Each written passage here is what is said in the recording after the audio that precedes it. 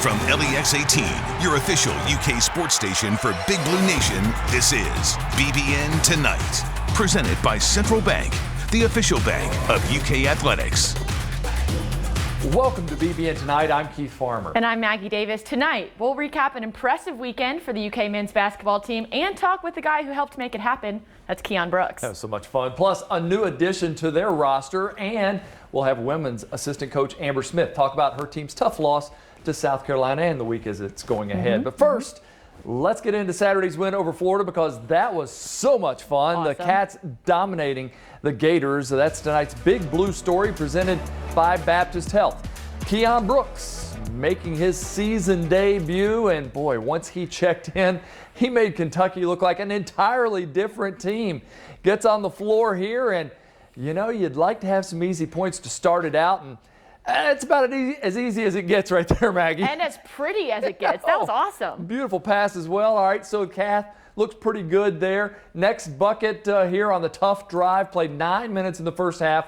4 points, legitimate spark for the entire team. Cats were also hitting shots. Davion Mintz had 13 as UK was 6 of 13 from deep. Kentucky led by 6. Then the real fun begins. Brooks finding his guys. Olivier Sarr throws it down. Then Brooks on the receiving end. BJ Boston a great dish. It was just a great game all around, especially for Boston to see him come out and have those 13 points.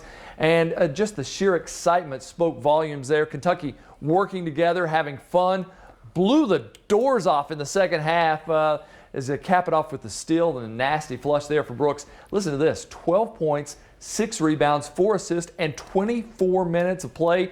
The team had a scoring margin of plus 23 when he was on the floor. Kentucky wins its third straight with help from KB's 12, 76-58 final.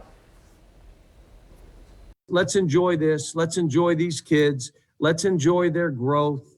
You know, I know there probably was some people that put dirt on the coffin, and we pushed the coffin open and said, hey, you ain't putting that dirt on this.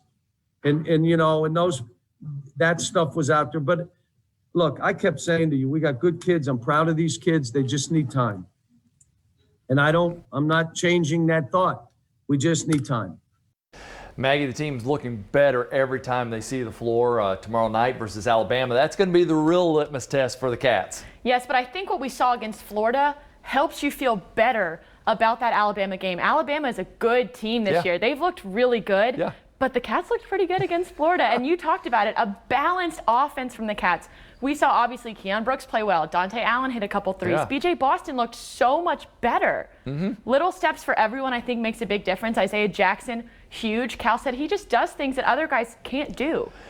I think I could have seen a win. I couldn't have seen a win like they did. Right. That was what was impressive. Right. A dominating win over a good Florida team. Yeah. So that helps going into that Alabama game tomorrow night for sure. Yeah. And we've mentioned it. Keon Brooks bringing back a huge impact for this team. And on this game, he was 6 of 8 from the field, 12 points, grabbed 4 rebounds.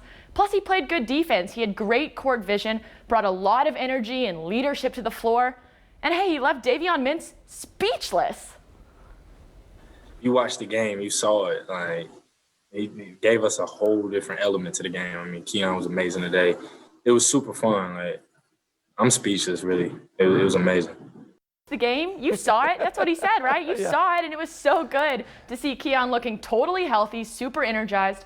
And the biggest surprise was probably him being able to play 25 really productive minutes. I was one of those people who thought it would take him a little bit to get in the groove of things, and he proved me wrong. I would have thought like 10 to 12 minutes was a good thing for him. He doubled that up, you know, and even Jay Lucas the day before. And Coach Cal said, look, don't expect a whole lot out of him. He's just coming back from a long layoff. But, you know, as I'm going to say to him later, it's like riding a bike. He looked like he just got back out there and he was on the Tour de France. He was ready to go. We tried to lower expectations, and he did not need us to do that. No. It was good. And we don't usually lower expectations here. No, so never. Keon Brooks wasn't the only guy that had a big game. This morning, Calipari tweeted out this video saying, I'm so proud of Dante Allen and his growth as a basketball player. This should be applauded as much as anything he's doing. Maggie, early on in the season, defense was keeping Dante off the floor, and it looks like he's taken that criticism and turned it into a strength. Right, and his problem on defense was it seemed like he was getting lost. He'd find himself in the wrong place sometimes. And I think what we saw out of the Florida game and out of this clip that Calipari tweeted himself, which was awesome, is that Dante was really active on defense. Yeah. His feet never stopped moving. He was all over the court. His arms were always up in the air. And that's what Cal was looking for, I think. I mean, he was Mr. Basketball. He wasn't all an offensive player. He had to be Right. an all-around kind of player. Right, and the Cats weekend just kept getting better. Doesn't stop with that one win because they also received a commitment from former 5-star recruit and West Virginia transfer Oscar Shuibe on Sunday. He tweeted that he picked the Cats. He won't be able to play this season, but he can practice with the team as soon as he gets to Lexington within the next week or so. He should be eligible then to start actually playing in games next season. But Keith, for right now, we're just talking about practice. We're talking practice, yes. And that could be a good thing because anytime you can add a player of that caliber, even just in practice, I mean, he's going to make this team improve, because he's a shot blocker. Yeah. And there are a lot of guys on this team that are, but they're going to learn how to get around a shot blocker. Right. All right, the women's basketball team came up just short against another top 10 opponent on Sunday. This time it was 5th-ranked South Carolina. It went down to the wire with Ryan Howard having a shot at the lead with under a minute left. It did not fall, and South Carolina went on to win it 75-70. Howard scored 32, and I don't know, it just seems like there's first off, you got to look at this. It was a tough setup for Kentucky. Four straight top 15 teams. That was going to be hard. But then to bring it every night against a team like this, it just seems like there's something missing in the second half for the Wildcats. Yeah, because they're so close at halftime. Even the end of the third quarter, Kentucky was only down by 1 point.